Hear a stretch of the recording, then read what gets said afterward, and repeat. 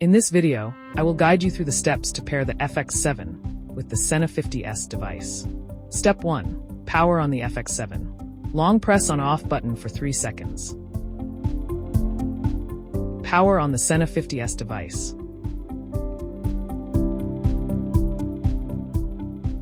Step 2. FX7 long press function button for 3 seconds to enter pairing mode.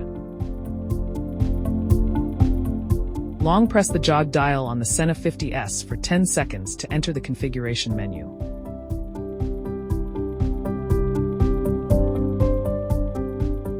Then rotate the wheel counterclockwise 3 times and press the P key to activate universal intercom pairing mode. Waiting for pairing. FX7 and Sena 50S paired successfully. Now you can click the Sena 50S jog dial button to turn off / on intercom stat.